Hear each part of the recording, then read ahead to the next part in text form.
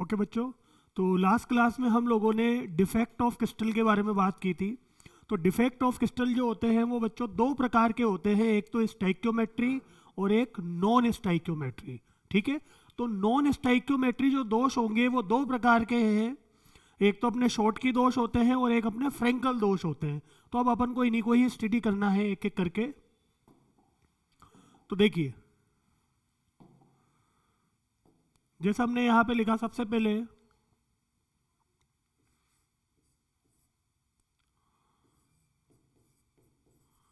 Stoichiometry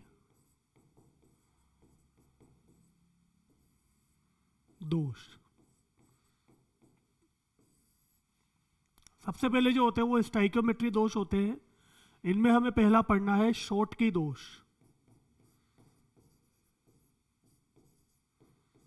short की दोष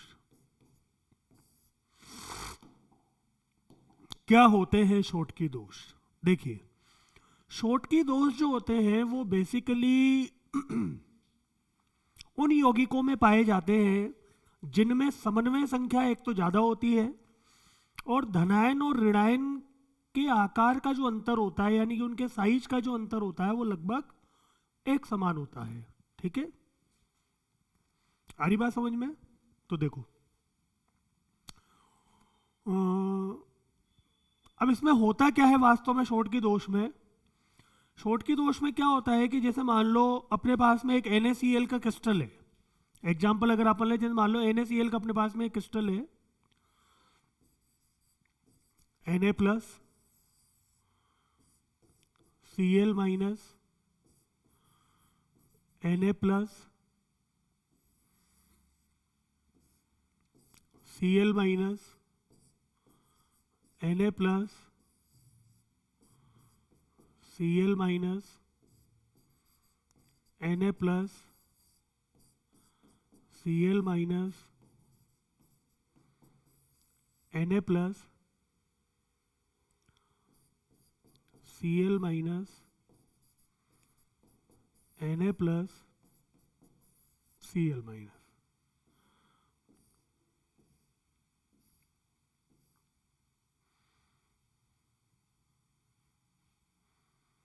जैसे मान लो मेरे पास में ये एक NaCl का क्रिस्टल है, NaCl का क्रिस्टल।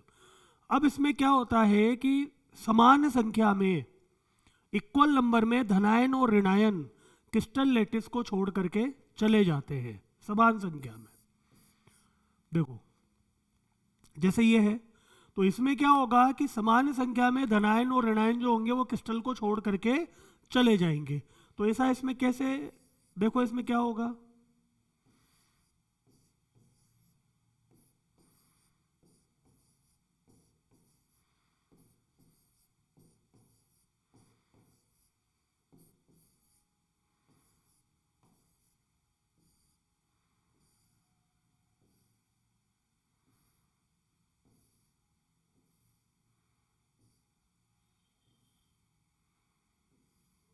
देखिए,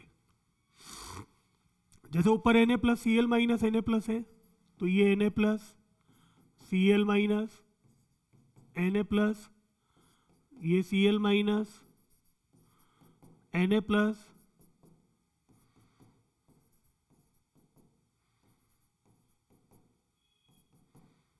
अरे बात समझ में? तो अब देखो यहां से इस लाइन के अकॉर्डिंग, यहां पहले Na था और Cl था। अब देखो यहां पे Na और Cl नहीं है। इस जगह पे पहले क्या था? आप देखिए, वहां पे Na प्लस था और यहाँ पे क्या था? Cl माइनस था।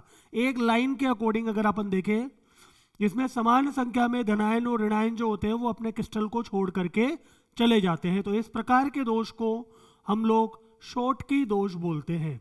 सामान्यतः दोष कब एराइज होते हैं? देखो, हमने कल भी बात की थी, मैंने आपको बताया था कि जो ये दोष होते हैं वो बेसिकली आदर्श क्रिस्टल की अगर हम लोग बात करें तो वो तो 0 केल्विन ताप पर संभव होता है। ठीक है ना, आदर्श क्रिस्टल की अगर हम लोग बात करते हैं तो। लेकिन सामान्य तापों पर क्या होते हैं, कोई भी क्रिस्टल आदर्श नहीं होता है, कहीं ना कहीं क्रिस्टल में कुछ ना कुछ डिफेक्ट तो होते ही हैं। ठीक है, तो इसमें डिफेक्ट क्या है कि आयन अपने स्थान को छोड़ करके चला गया। तो अब जो जगह यहां से खाली हुई, इस जगह को हम लोग बोलते हैं रिक्तिका। यहां पे क्या डेवलप हो गई? एक रिक्तिका डेवलप हो गई।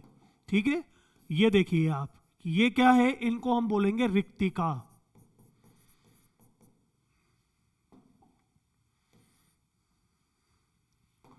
रिक्तिका। ठीक है, एक रिक्त स्थान यहां पे बन गया, जहां से अपना Na और Cl माइनस आयन छोड़ के गया, तो वहां एक रिक्तिका डेवलप हो गई। ये रिक्तिका दोष है एक प्रकार से। ठीक है, तो इसमें समान संख्या में धनायन व ऋणायन क्रिस्टल जालक को छोड़ करके चले जाते हैं। तो अपन ये लाइन भी लिख सकते हैं, इसमें समान संख्या में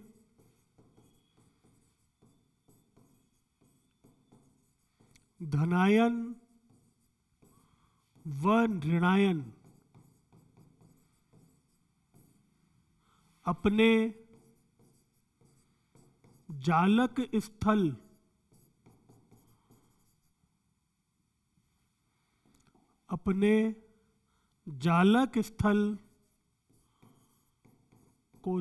व ऋणायन अपने जालक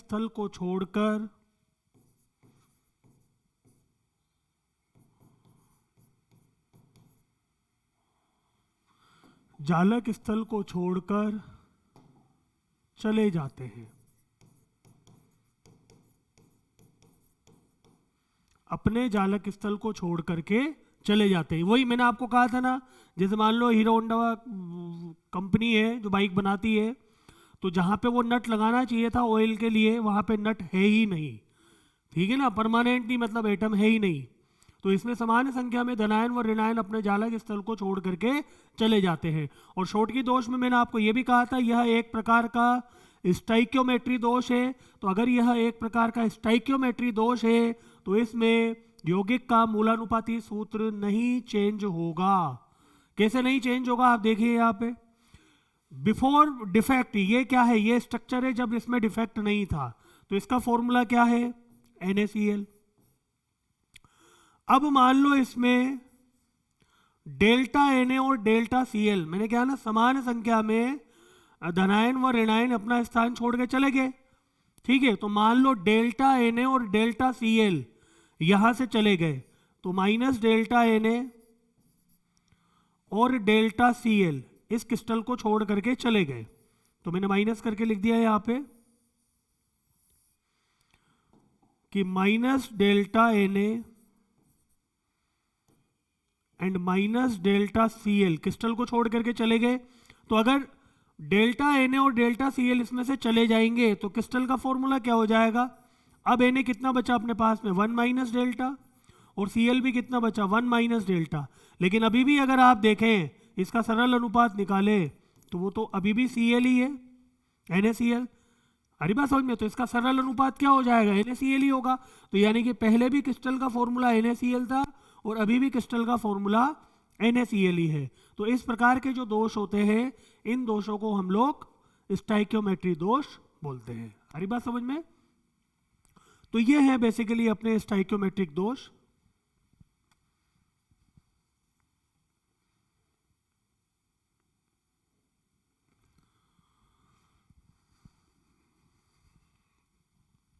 ठीक है बच्चों, तो इसमें समान संख्या में धनायन व ऋणायन अपने क्रिस्टल जालों को छोड़ करके चले जाते हैं। ठीक है, इसमें अंदर अपन लिखेंगे आप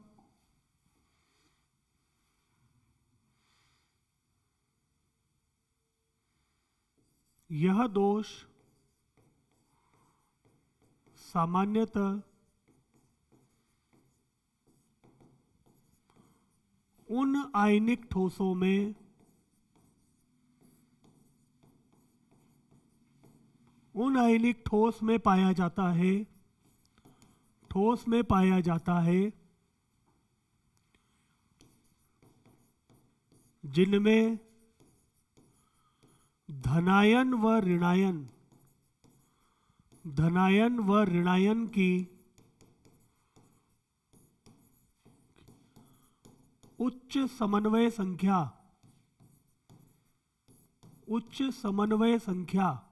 मतलब वही अपना कोऑर्डिनेशन नंबर। समन्वय संख्या उप सहसंयोजन संख्या, उसको समन्वय संख्या भी बोलते हैं। धनायन व ऋणायन की उच्च समन्वय संख्या होती है। ठीक है, दूसरा धन आयन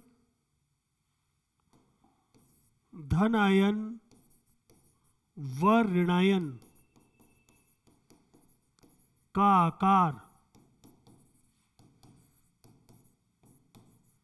लगभग समान होता है।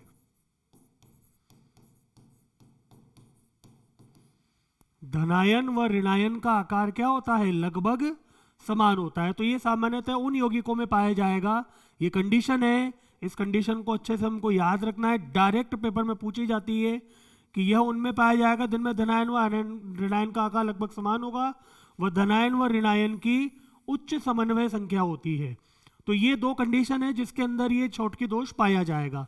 एक तो धनायन व ऋणायन की समन्वय संख्या उच्च होगी और धनायन व ऋणायन का आकार जो होता है वो भी लगभग समान होता है, पहली कंडीशन। ठीक है। दूसरी बात,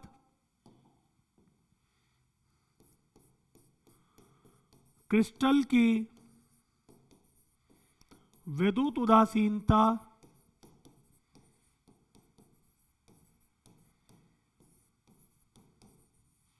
बनी रहती है।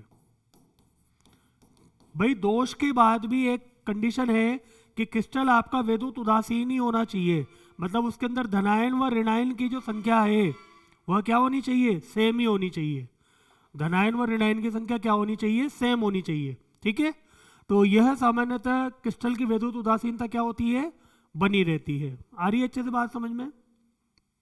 ठीक है, अच्छी बात है। एग्जाम्पल की अगर हम लोग बात करें,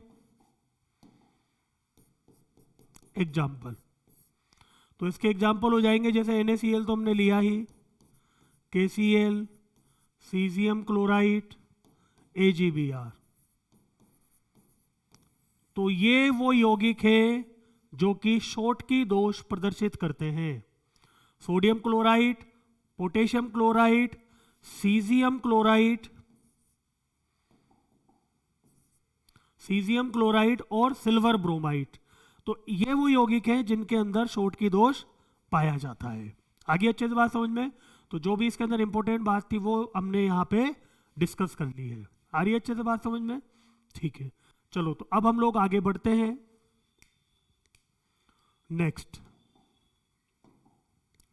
दूसरे प्रकार का दोष है फ्रेंकल दोष। फ्रेंकल दोष, दूसरे प्रकार का दोष क्या है अपना? फ्रेंकल दोष। इससे पहले अपना कौन सा कंप्लीट किया हम लोगों ने? शॉटकी दोष। अब शॉटकी दोष के बाद अब हम लोग पढ़ेंगे फ्रेंकल दोष। ठीक है। अब फ्रेंकल दोष में क्या होता है? देखो अपन बनाते हैं यहां पे,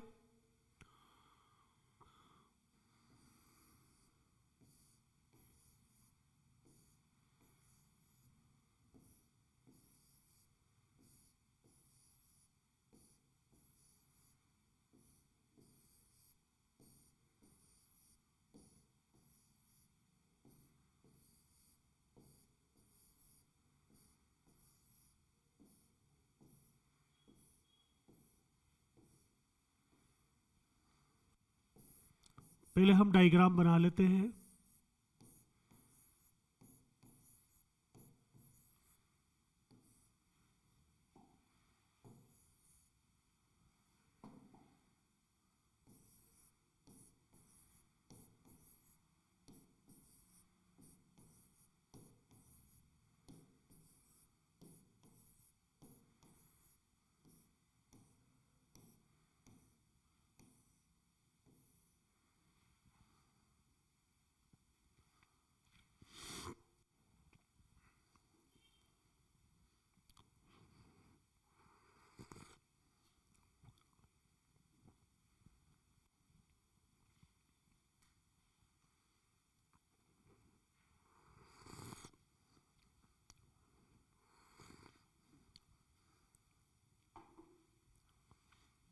तो देखो फ्रेंकल दोष में क्या होगा, जैसे अपन एग्जांपल लेते हैं AgCl का।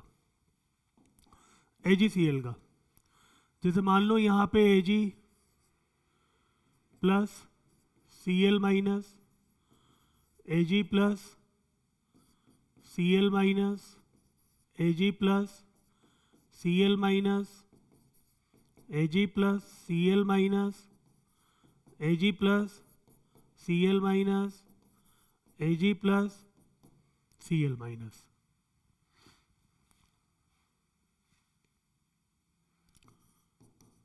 Ag plus Cl minus Ag plus Cl minus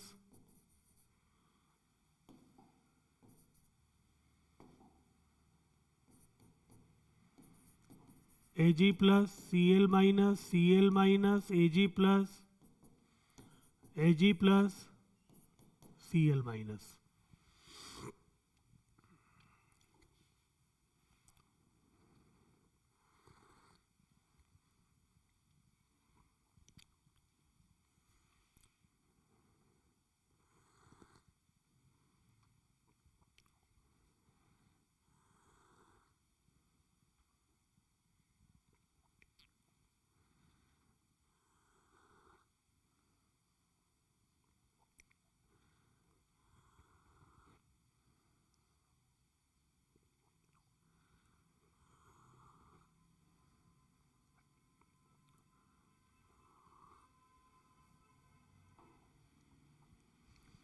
तो देखो इसमें क्या होता है, देखिए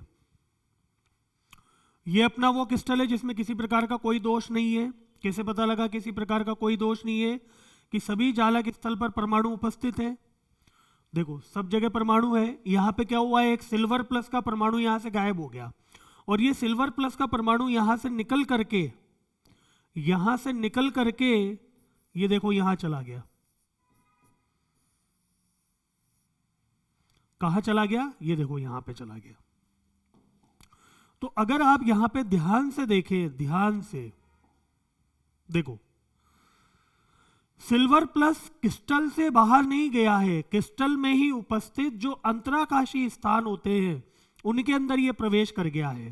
तो अब ये जहां से निकला वहां पे एक रिक्तिका उत्पन्न हो जाएगी और ये अंतराकाशीय स्थान में चला जाएगा। तो एक प्रकार से जो फ्रेंकल दोष होता है उसमें रिक्तिका दोष भी उत्पन्न होता है और अंतराकाशीय दोष भी उत्पन्न होता है। ठीक है, यहां तो क्या बन गई है, एक रिक्तिका, और ये कहां चला गया, अंतराकाशीय स्थल में। ये क्या है, अंतराकाशीय स्थान। तो इसमें दोनों प्रकार के दोष उत्पन्न होंगे, मतलब रिक्तिका दोष भी एक तो जगह पे है ही नहीं और दूसरी जगह पे लग गया है, अंतराकाशीय दोष। ठीक है, तो अब इसके अंदर अगर आप लोग देखो क्रिस्टल का पहले फॉर्मूला क्या था, Ag प्लस, पहले अगर हम क्रिस्टल का फॉर्मूला देखें तो AgCl था। ठीक, अब इसमें से क्या था, धनायन जो है वो अंतराकाशी, धनायन जो है वो अंतराकाशी स्थल में चला गया। धनायन कहां चला गया, अंतराकाशी स्थल में।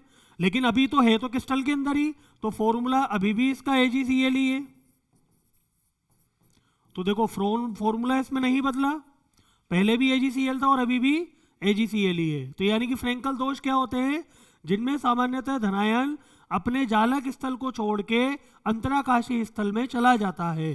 ठीक है, तो ये लाइन अपन यहां पे लिख सकते हैं, इसमें धनायन अपने जालक स्थल को छोड़कर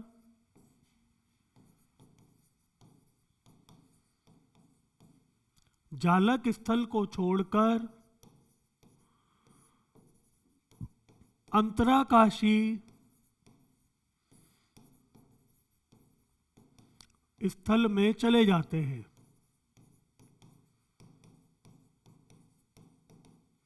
इसमें धनायन जो होगा वो अपने जालक स्थल को छोड़ करके अंतराकाशी स्थल में चले जाते हैं। तो इस प्रकार के जो दोष होते हैं उन दोषों को हम लोग बोलते हैं फ्रेंकल दोष। आ रही बात समझ में? तो ये हुआ आपका फ्रेंकल दोष। ठीक है, अब जैसे पॉइंट अपन ने वहां पे कवर किए थे वैसे ही पॉइंट अपन को यहाँ पे भी कवर करने पड़ेंगे। तो आखिरकार ये जो दोष है फ्रेंकल दोष, ये किस प्रकार के यौगिकों में पाया जाएगा?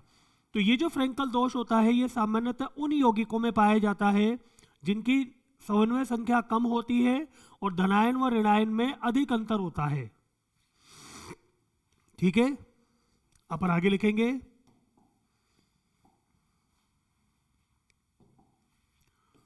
यह दोष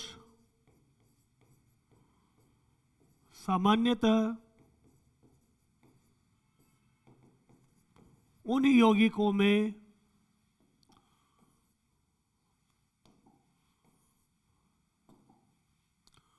उन ठोसों में पाया जाता है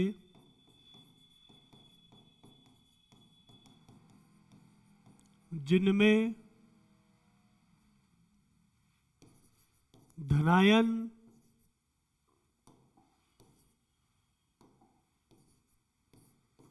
व ऋणायन की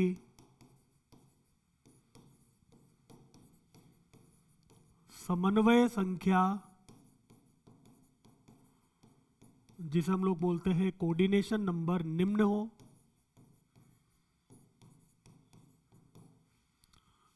जिनमें धनायन व ऋणायन की समन्वय संख्या क्या हो? निम्न हो। दूसरी बात, धनायन की तुलना में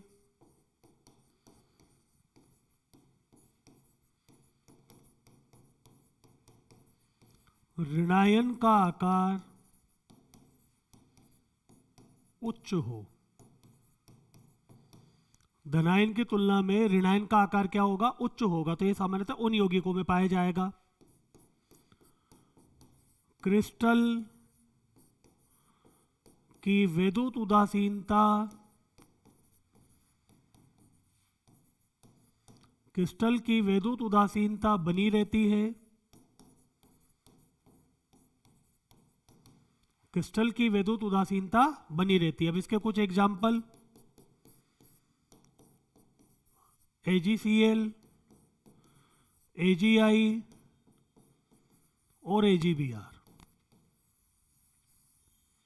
ये फ्रेंकल दोष दिखाने वाले कुछ यौगिकों के उदाहरण हैं। देखिए आप, AgBr हमने वहां भी लिखा था। देखो यहां पे इस कंपाउंड को अंडरलाइन कर लेना कि ये AgBr को हम लोगों ने पहले भी लिखा था। देखिए आप, मैं आपको दिखाऊं। देखो आप, ये रहा AgBr।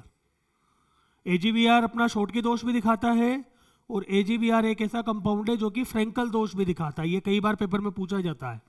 एक ऐसे यौगिक का उदाहरण क्या होगा जो कि शॉर्टकी और फ्रेंकल दोष दोनों दिखाता होगा? तो वो कौन दिखाता है? AgBr है। तो देखो ये है अपने शॉर्टकी और फ्रेंकल दोष, जिन पे हम लोगों ने चर्चा की कि शॉर्टकी दोष क्या होते हैं, फ्रेंकल दोष क्या होते हैं। ये बातें हम लोगों ने की, ठीक है। अब इसके बाद में अपन बात करते हैं नॉन स्टाइक्योमेट्रिक दोष की। अब सेकेंड नंबर पे है नॉन स्टाइकियोमेट्री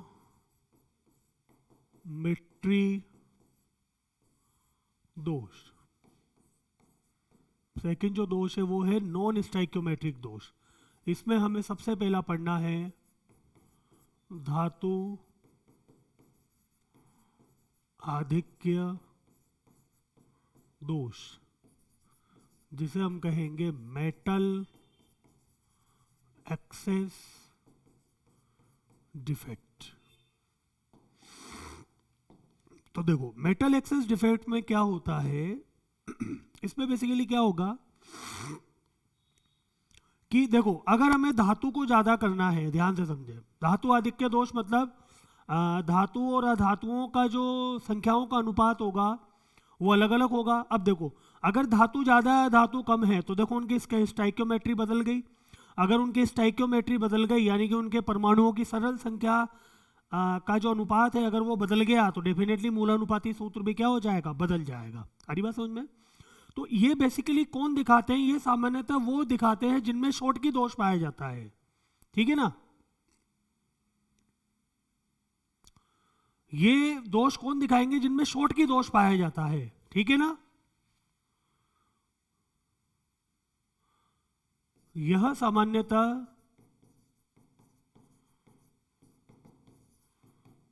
शॉर्टकी दोष,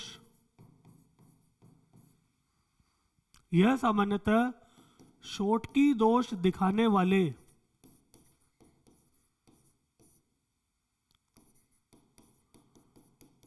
यौगिकों में पाया जाता है। तो यह सामान्यतः किसमें पाया जाएगा? जिनमें शॉर्टकी दोष होते हैं, ठीक है। जैसे मान लो अपने पास में NaCl का एक क्रिस्टल है, मेरे पास में एक सोडियम क्लोराइड का एक क्रिस्टल है। तो देखो होता क्या है, जैसे पहले अपन क्रिस्टल बनाए,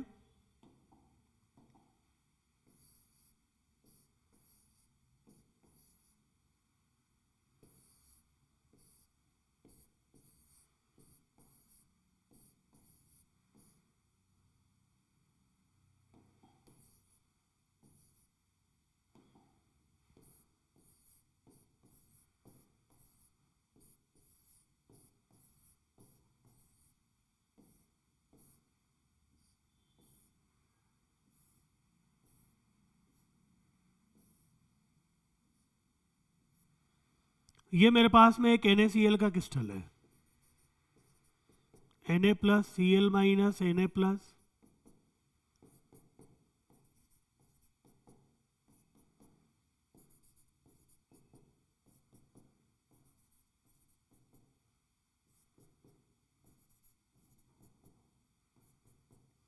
जैसे मेरे पास में ये एक NaCl का क्रिस्टल है, तो इस NaCl के क्रिस्टल में अगर आप ध्यान से देखो तो देखो मैंने आपको क्या बताया, धातु आधिक्य दोष।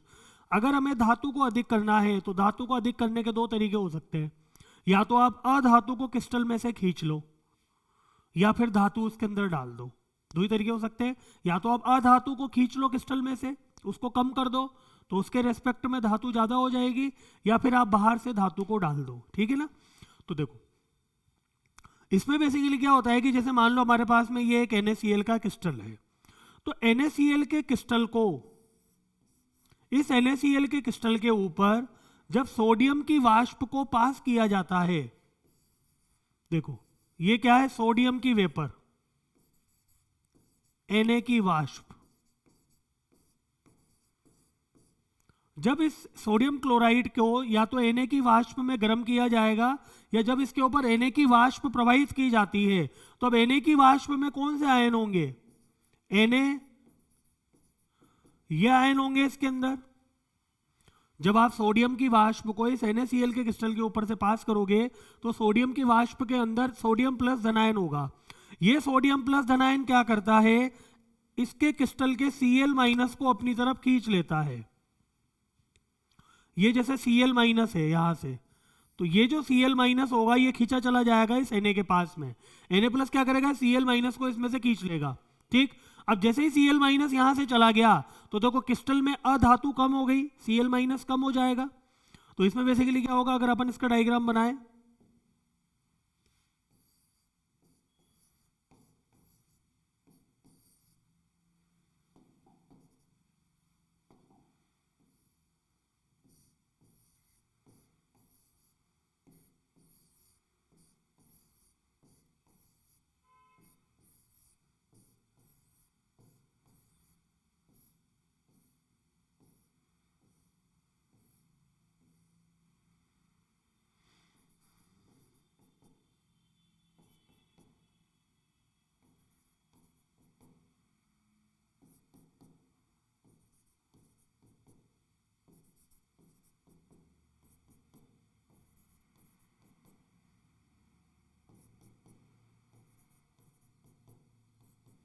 देखिए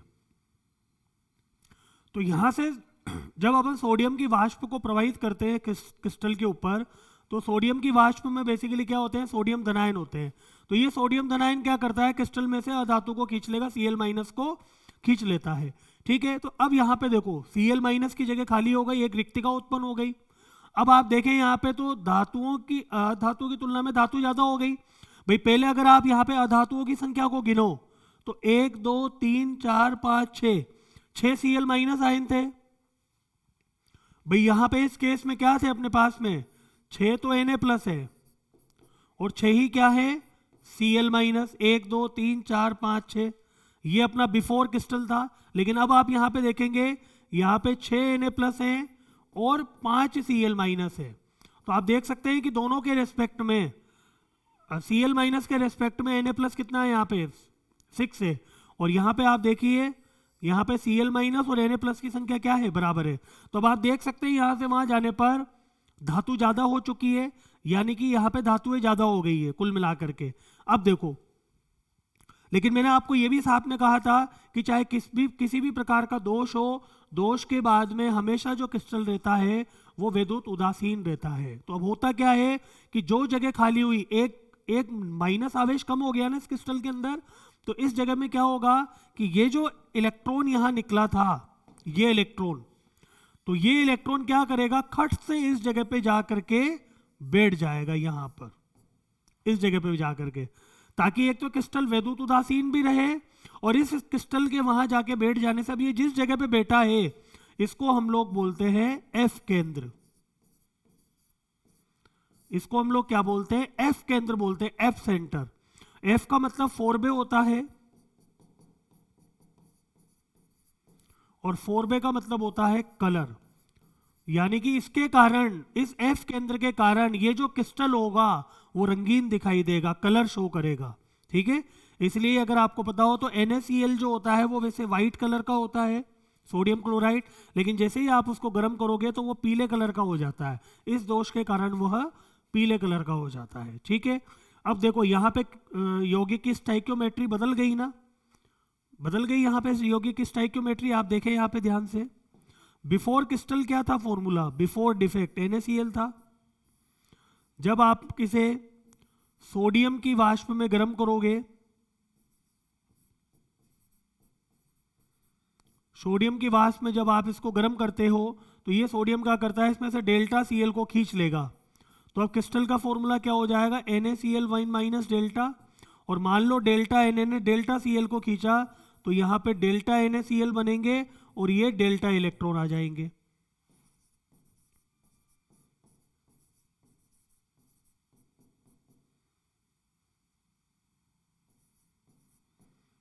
हरी बात समझ में? देखो ये बिफोर डिफेक्ट फॉर्मूला था NaCl, और ये आफ्टर डिफेक्ट क्रिस्टल का फॉर्मूला है। फॉर्मूला चेंज हो गया, और ये डेल्टा NaCl क्या है कि भाई ये डेल्टा Na प्लस ने क्या किया, इसमें से डेल्टा Cl को खींच लिया और डेल्टा NaCl बना लिया, और ये डेल्टा इलेक्ट्रॉन आपको यहाँ दिख रहे हैं, और यही इलेक्ट्रॉन क्या करते हैं, इस जगह पे जा करके बैठ जाते हैं, जिससे क्रिस्टल की विद्युत उदासीनता बनी रहती है। ठीक है, तो इस प्रकार ये क्रिस्टल क्या रहता है, आपका विद्युत उदासीन रहता है। आ रही अच्छे से बात समझ में? तो इसे अपन बोलते हैं धातु आधिक्य दोष। ठीक है, और इसी के कारण जो आपका NaCl का क्रिस्टल होता है वो पीले कलर का दिखाई देता है। ठीक है, इसको भी मैं लिख देता हूं ऊपर। देखो NaCl,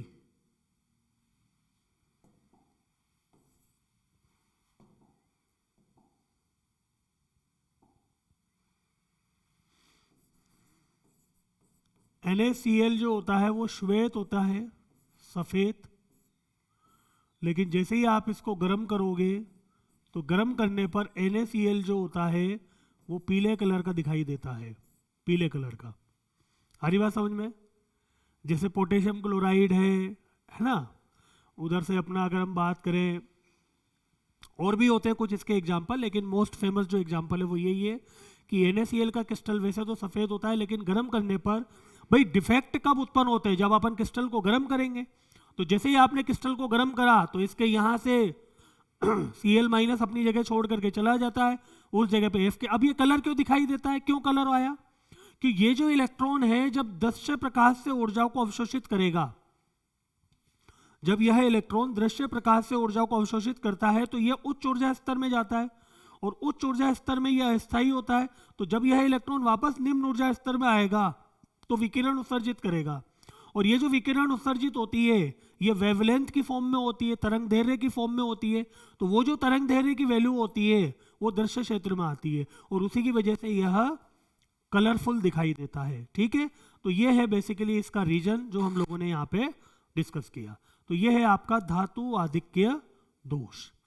ठीक है, ठीक, धातु आधिक्य दोष। तो हमने क्या किया, यहाँ पे अधातु को कम कर दिया। ठीक है, नेक्स्ट अब हम लोग बात करते हैं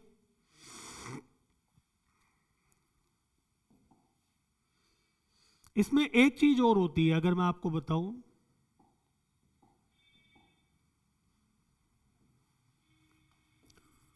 भाई धातु आधिक्य दोष है,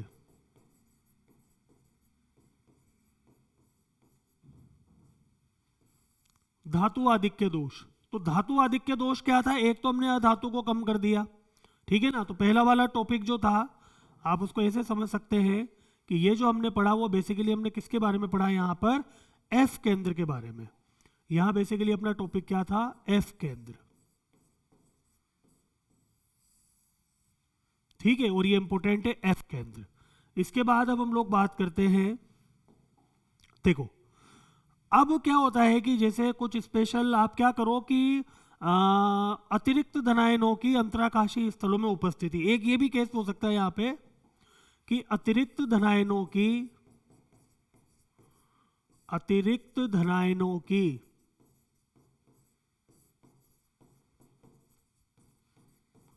अंतराकाशीय स्थल में उपस्थिति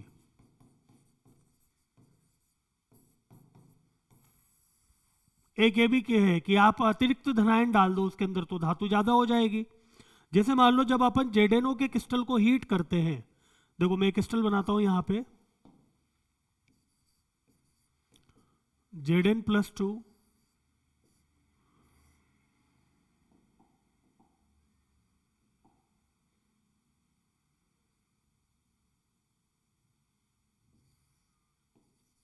O2 minus Zn+2 O2 minus Zn+2 O2 minus Zn+2 O2 minus Zn+2 O2 minus Zn+2 O2 minus. देखो ये मान लो एक जेडेनो का एक क्रिस्टल है जेडेनो का। अब हम क्या करते हैं बच्चों, जब अपन जेडेनो को हीट करते हैं, जिंक ऑक्साइड को जब आप लोग गर्म करोगे तो यह जिंक जो होगा यह Zn+2 +2 इलेक्ट्रॉन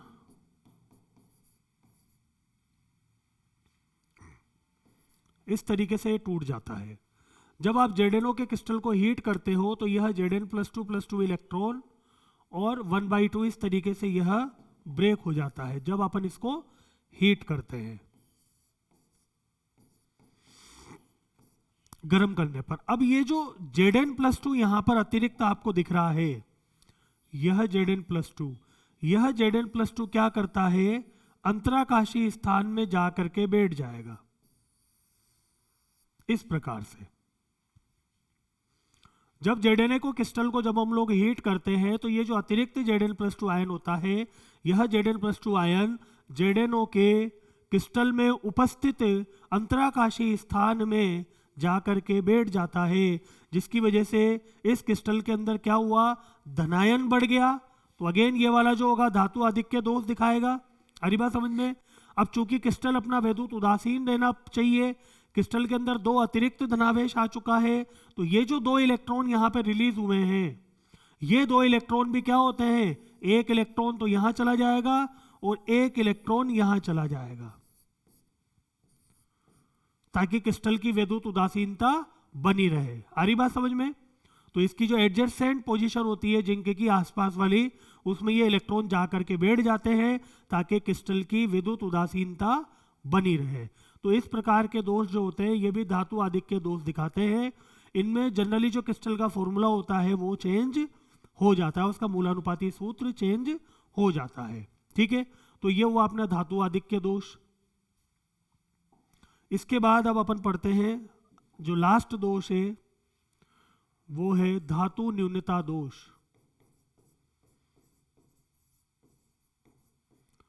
धातु न्यूनता दोष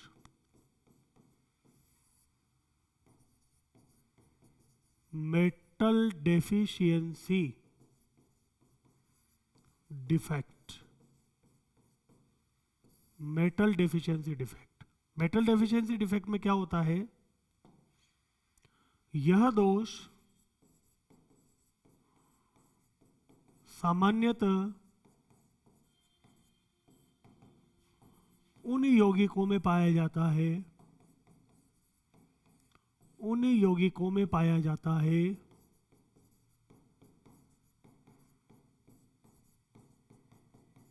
जिनमें धातुएं परिवर्तनशील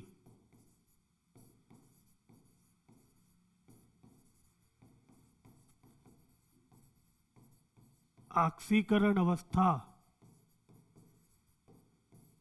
प्रदर्शित करती हो।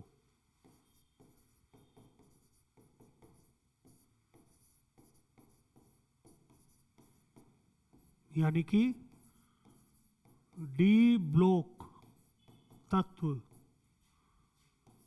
यानी कि ये सामान्यतः किन यौगिकों में पाया जाएगा, जो कि ऐसे यौगिक जिनमें जो धातुएं हैं वह परिवर्तनशील ऑक्सीकरण अवस्था को प्रदर्शित करती हो।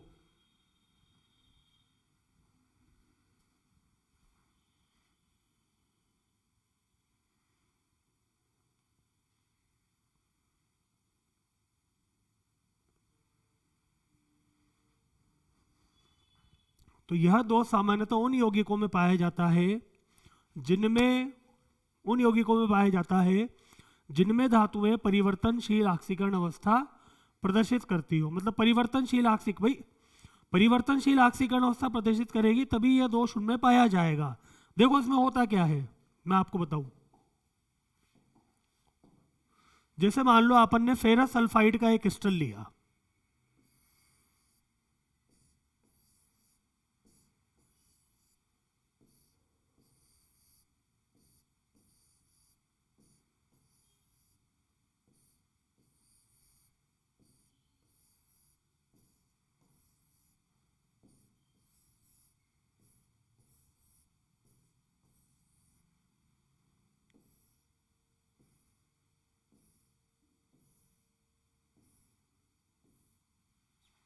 ठीक है। जैसे मान लो मैंने यहां पे एक फेरस सल्फाइड का क्रिस्टल लिया, Fe+2 S2 minus Fe+2 S2 minus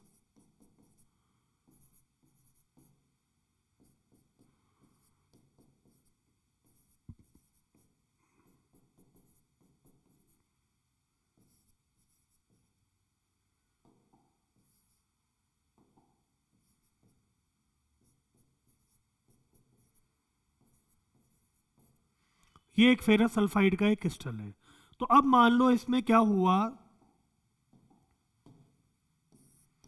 कि एक Fe+2 जो है वो अपने क्रिस्टल को छोड़ करके यहां से चला गया।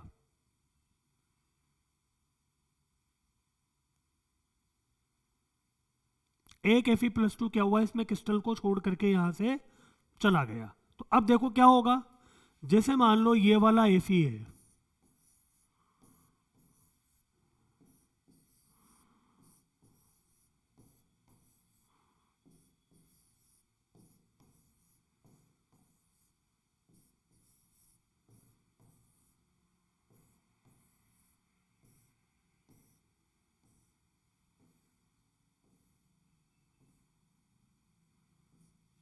देखो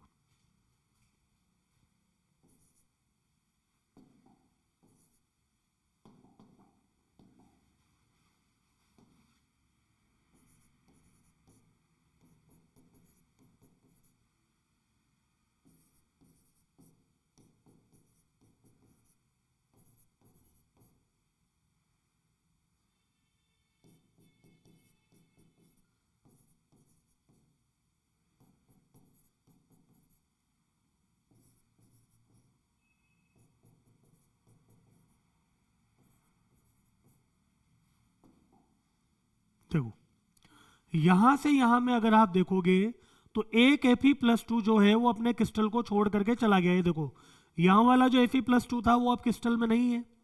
तो अब क्या होगा, एक Fe यहां से गायब हो गया तो धातु कम हो गई, लेकिन विद्युत उदासीनता तो खराब हो गई भाई, दो धनावेश कम हो गए।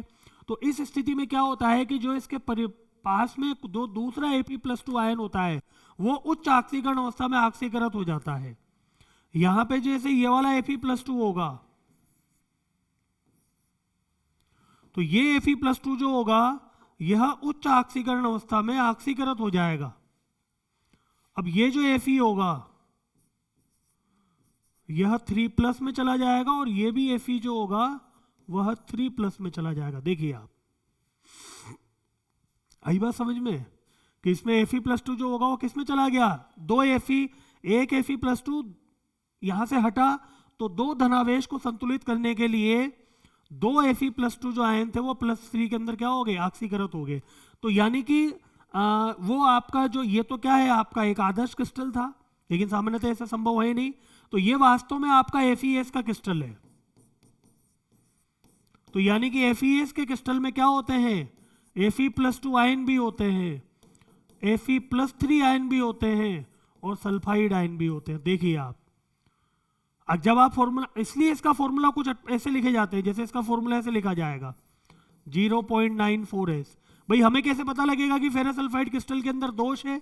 फॉर्मूले को देख करके वो आपको इस तरीके के फॉर्मूला आपको दिखाई देंगे। Fe 0.94s, यानी कि इसमें इस प्रकार का दोष है, धातु न्यूनता दोष। हरी बात समझ में? तो ये है कि इसके अंदर मतलब एक धातु जो होती है वो अपने जालक स्थल को छोड़ करके चली जाती है, और धनावेश को संतुलित करने के लिए जो उसके समीपस्थ दूसरी धातु होती है वह अपनी उच्च ऑक्सीकरण अवस्था के अंदर ऑक्सीकृत हो जाती है। तो यह होते हैं सामान्यतः दोष, इससे धातु न्यूनता दोष उत्पन्न होता है। और दूसरी एक और चीज इसके अंदर आप लोग ध्यान रखना कि ये जो Fe+3 है, Fe+2 जब Fe+3 में ऑक्सीकृत होगा तो Fe+2 और Fe+3 के मध्य इलेक्ट्रॉनों का स्थानांतरण होता रहता है। तो इन इलेक्ट्रॉनों के स्थानांतरण के कारण क्रिस्टल के अंदर एक धात्विक चमक उत्पन्न होती है, धात्विक चमक उत्पन्न होती है। तो ये जो फेरस सल्फाइड का क्रिस्टल होता है यह पीले कलर का दिखाई देता है, सोने के समान, ठीक है ना। इसलिए फेरस सल्फाइड को हम लोग मूर्खों का सोना भी बोलते हैं, नहीं पता हो तो आपको। ये जो फेरस सल्फाइड होता है इसको मूर्खों का सोना भी बोलते हैं, मूर्खों का सोना, ठीक है। इस फेरस सल्फाइड को मूर्खों का सोना मतलब ये सोना तो है ही नहीं है, ये जो कलर इसके अंदर डेवलप हुआ है सोने जैसा, ये बेसिकली Fe+2 और Fe+3 के मध्य इलेक्ट्रॉनों के अंत परिवर्तन के कारण उत्पन्न हुआ है, ठीक है। इसलिए इसको मूर्खों का सोना भी बोलते हैं। तो ये हुआ आपका धातु न्यूनता दोष। FeS भी इसको दिखा सकता है, फेरस ऑक्साइड इस दोष को दिखा सकते हैं।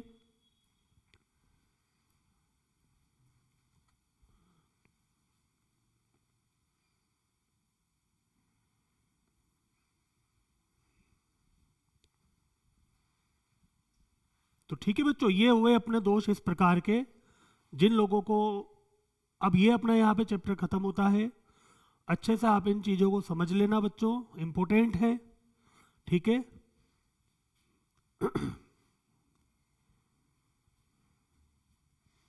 आप मुझे बताओ कि अगर मैं आपसे कहूं कि बताओ ये दोष जिंक ऑक्साइड दिखाएगा क्या? हमने ये लिखा है कि ये डी ब्लॉक तत्व दिखाते हैं, लेकिन एक चीज दिमाग में रखना, सारे डी ब्लॉक के तत्व नहीं दिखाएंगे कि सारे जितने भी डी ब्लॉक के तत्व होते हैं वो इस दोष को दिखाएंगे, ऐसा नहीं है। डी ब्लॉक में भी ऐसे तत्व जो परिवर्तनशील ऑक्सीकरण अवस्था को प्रदर्शित करते हैं। तो ऐसा नहीं कि अपने 4 ऑप्शन आ जाए कि निम्न में से कौन सा धातु न्यूनता दोष को दिखाएगा और उस एक ऑप्शन में जिंक ऑक्साइड भी दे रखा हो, तो ये जिंक ऑक्साइड नहीं दिखाएगा इस दोष को। क्यों? क्योंकि जिंक जो है परिवर्तनशील ऑक्सीकरण अवस्था प्रदर्शित नहीं करता है। ये जो जिंक होगा यह परिवर्तनशील ऑक्सीकरण अवस्था प्रदर्शित नहीं करता है, इसलिए यह इस दोष को नहीं दिखाता।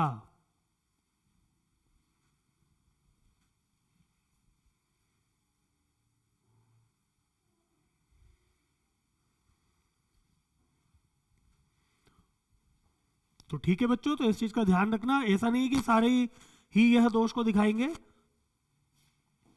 तो थोड़ा सा ध्यान रखना कि ऐसे तत्व जो कि परिवर्तनशील ऑक्सीकरण अवस्था दिखाएं और वो डी ब्लॉक के हैं तो वह इस दोष को दिखाते हैं। तो यहाँ पे अपना ये चैप्टर कंप्लीट होता है, ठीक है।